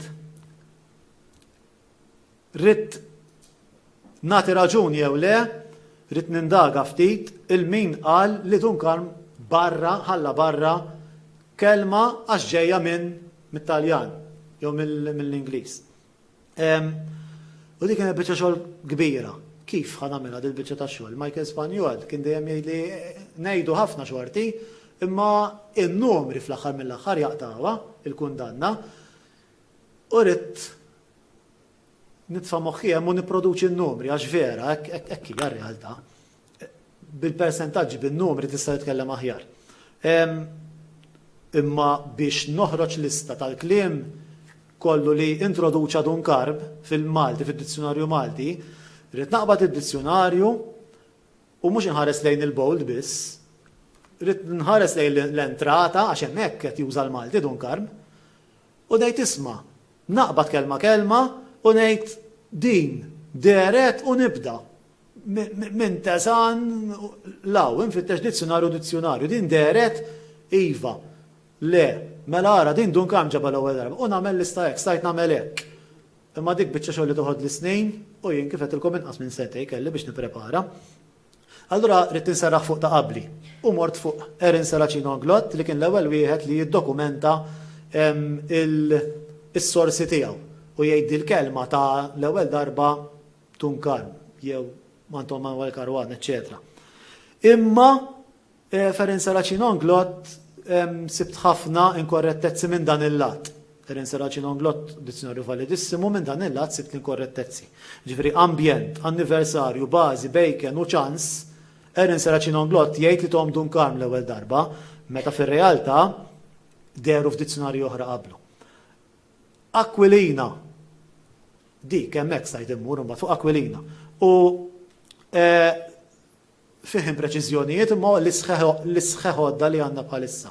Mhuwiex bla impreċiżjonijiet. U għandi dawn ir-riżultati. Dort id-dizzjonarju ta' Aquilina kollu, minn 10 sa 10, u rajt Aquilina li ma kelma qiegħed jirreġistra li daħħala Dunkarm għall-ewwel darba, li dera tal-ewwel darba fid-dizzjonarju ta' Dunkarm. B'kollox minn dawn sibt 3945 kelma.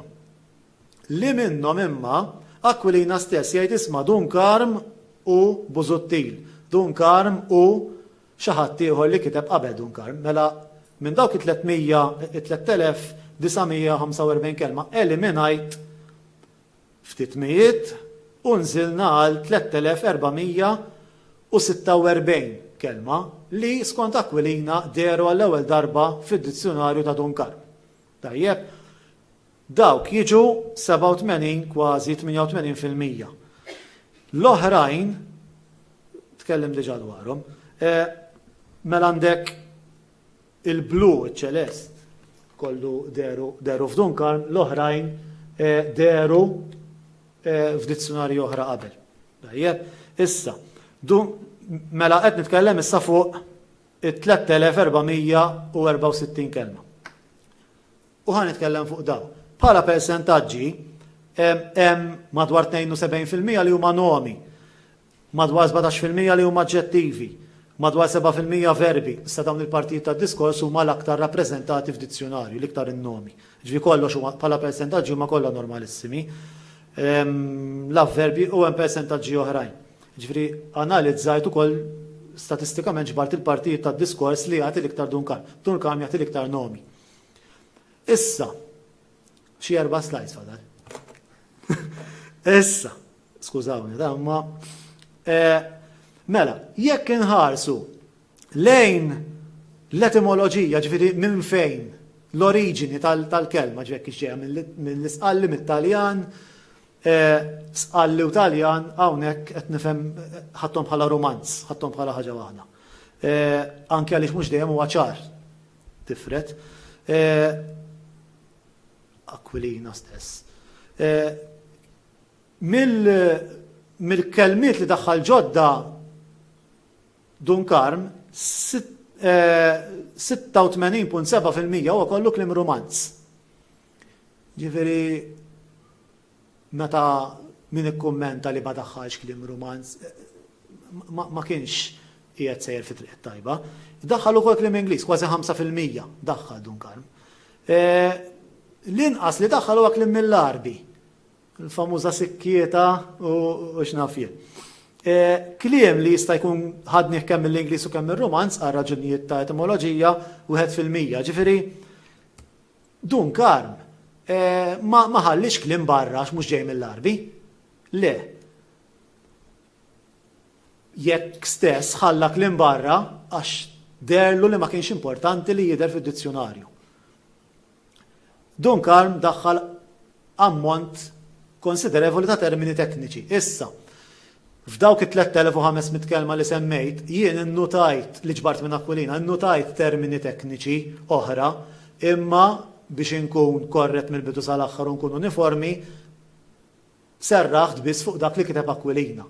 Jiġifieri jekk Aquilina ġabar kelma minn Dunkarm teknika, imma Aquilina ma markatx bħala kelma teknika hawnhekk mhijiex miġbura.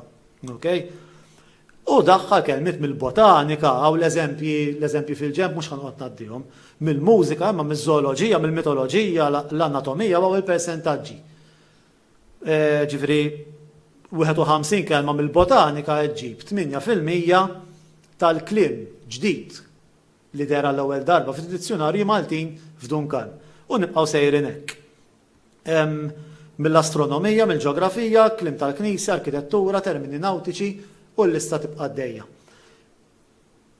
Mela, veru li Dunkarm ibbaża d-dizzjonarju fuq Mamo u fuq il-Concise Oxford English Dictionary għandna numri fidejna biżżejjed li nistgħu ngħidu li iva. Kemm fuq Mamo u kemm fuq il-Concise Oxford Dictionary. Veru li Dunkarm jagħti il-parafrażijiet meta mhux meħtieġ, meta seta ta' l-ekwivalenti, mhux dejjem jeżistu l-ekwivalenti, mhux dejjem faċli ġġib hamster bħala ekwivalenti Ingliż u Malti. U Dunkarm kellu l-għażliġ tagħmel. Mela kien hemm nuqqasijiet jekk irdu nsejħulhom hekk ta' Dunkarm, imma żommu f'moħħkom il-kuntest li kien qed jikteb fih Dunkarm.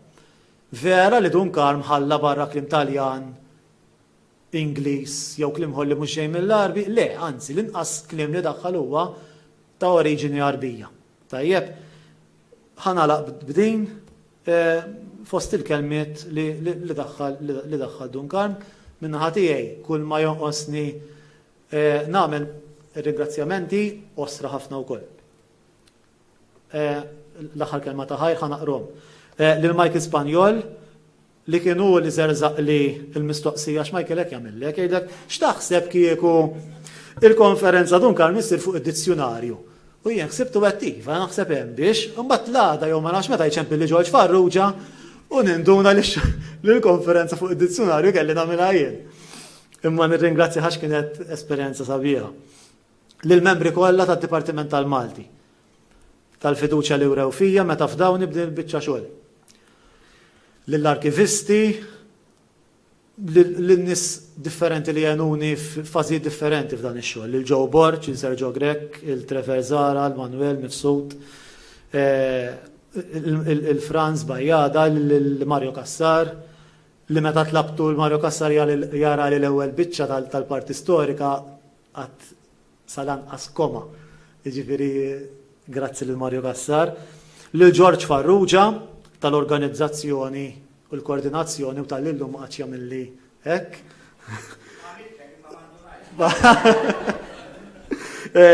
Lilkom ilkoll li għattu tiġu hawn li sapportejtuni u lil min ukoll se jsegwi t-taħdita li ħadkun li hija rekordjata u fl-aħħar lill-familja kollha tiegħi għax mingħajrhom jien xejn.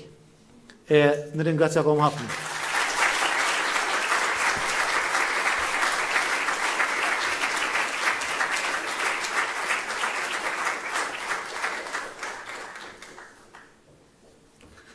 Tollinix. Nitqaw jogħol li. Aħna nirringrazzjaw lilek fissem id-dipartiment fissem kulħadd tal-biċċa xogħol li għamilt, tar-riċerka li għamilt, nalla ma tajnik xi sentejn oħra ngħidu għagħedini, u tal-mod li biħaddejtina din l-informazzjoni. Pass wara pass, proset. Nirringrazzjak. Tajjeb, naħseb ħaqqu ċabċieku,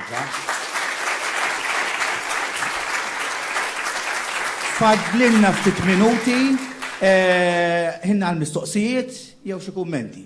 Tajjeb, minn għandu xi kummenti jew xi mistoqsijiet, fidejk sefara biex iddur daqsxejn bil-roving mic. Xi mistoqsijiet, kummenti?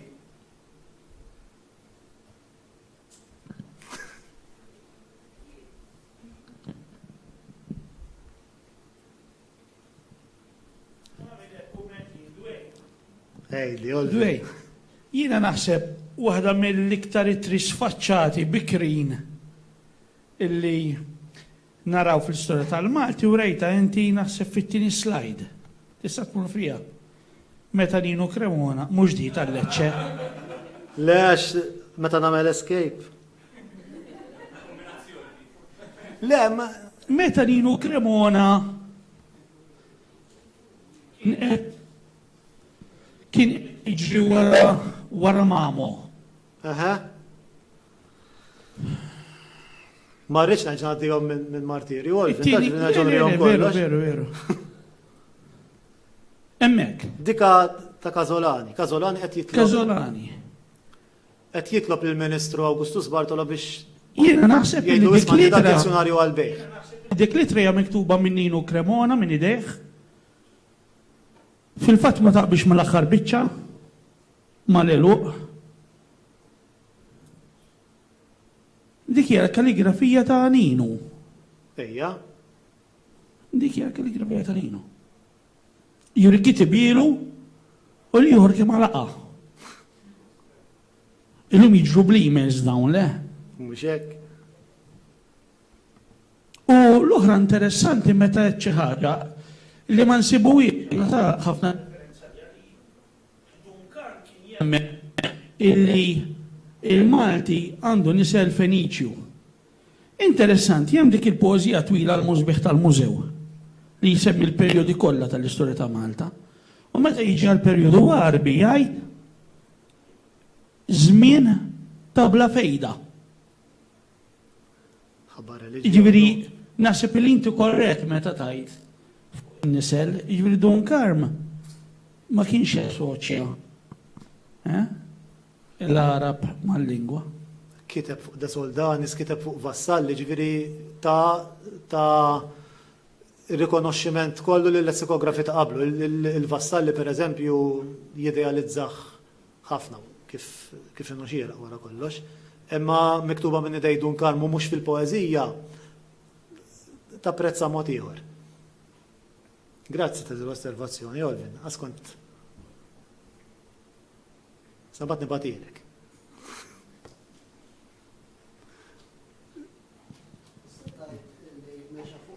Sa ċerti jittri, umbat intefa' rasu fuq l-Oxford.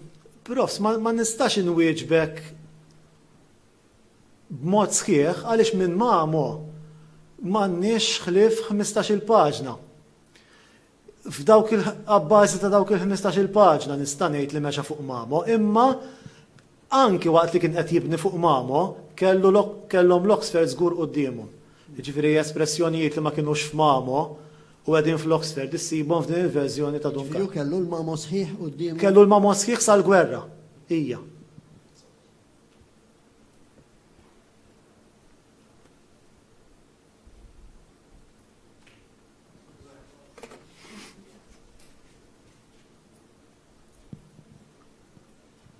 Grazzi Stefano. Grazzi Dwayne. Ma kellix idea jien meta għamiltlek il-mistoqsija li kont toħroġ bla kollu u naħseb hawnhekk l-ewwel parti rajna naħseb ta' dak li kapaċi tipproduċi nanti fuq Dunkarm. Naħseb qudiem naraw iktar. L-istudju miktub diġà ġifieri hawn materjali, ġifieri dak fil-qosor kien. Teżi. Jien tallimt ħafna affarijiet il-lejla, żewġ affarijiet li laqtuni kienet, red kemm kien sexy Nino Cremona. U t-tieni ħaġa. Ġanżibulek, ta' vera. Da Tinder ta' żmienhom. Swipe right jew left. U t-tieni ħaġa li laqtitni di kont semmejtili minn kmieni meta bejt taħdem fuq dal-proġett li Dunkarm biex għamil dal-proġett pratikament kien hemm l-ewwel darba, korreġuni jekk nisbalja, forsi l-ewwel darba fl-istorja ta' pajjiżna li kellek il-mexxejja tal-pajjiż li investew fil-ħolqien ta' riżorsi għal Malti. Li kellek il-Dunkarm dak iż-żmien qed jitħallas 3 liri bejn wieħed u ieħor. 150 fis-sena. U hemm il-karti tat-taxxa, ġifieri kien jiktebhom anke l-arkiv tal-Università, kien jikteb 145 jidirli li kien jirċievi Dunkarm u ċar li ammont minnu kien imur qari tal-provi. Kien jieħu ħaġa ġifieri. Ma ġiet ngħidu għal dak iż-żmien 3 liri fil-ġimgħa, skorruti 3 liri skorruti fil-ġimgħa, kienet somma kbira. Ġifieri bħala somma meta qabbilta kien hemm malliema li qegħdin jitħallsu dik ir-rata, kien hemm ċertu gratta segretarji fil-qorti. Ġifieri kienet somma konsiderevoli, imma x-xogħol kbir li għamel, ġifieri għandna records tal-Katerina Ċantar ta' ħalaxa, il-qaddejja ta' Dunkarm, li kienet tgħidlu hija tħallasnix. Kafe bistini u wieqaf għamlu d-dizzjonarju, jieqaf aħdem fuq id-dizzjonarju, tant kemm kienet qed tara lil Dunkarm ix-xogħol fuq id-dizzjonarju qed ikiddu.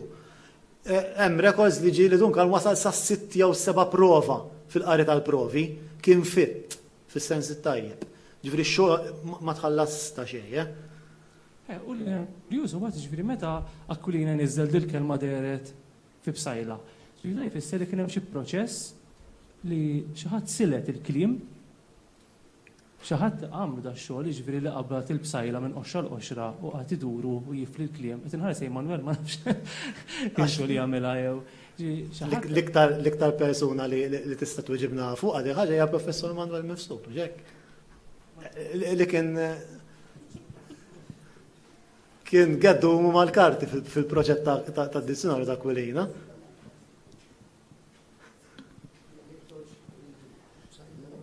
Ġifiri, l-autoritajiet f'Dunkarn, Aquilina, kif ġabarhom li jgħid li din il-kelma reġistra l-ewwel darba Dunkarn? Kif taf il-diffikultà fix-xogħol ta' Aquilina hija li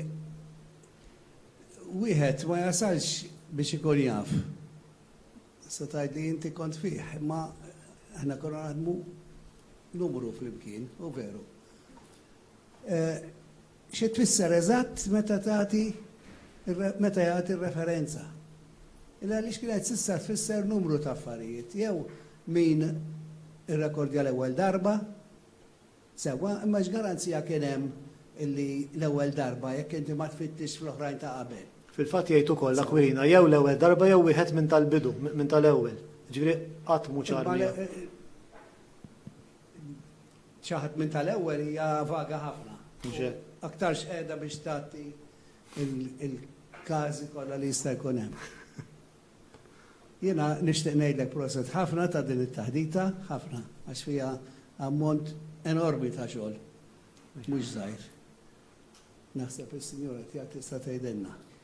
Għax normalment huwa l-iktar li. Iva, ħadd pjaċir ħafna bil-kumment li għamilt fuq il-traskrizzjonijiet sewa, għaliex fil-fatt naħseb li kif qed inti Dunkarn mixtaq idaħħal iktar aktarx, ma kienx konvenzjonali daqskemm nagħmlu ħafna drabi, imma kien konxju ħafna li qiegħed jirrappreżenta l-Malti fl-ewwel dizzjonarju modern qisu fiż-żmien tagħna u li se jintuża ħafna fil-foqsma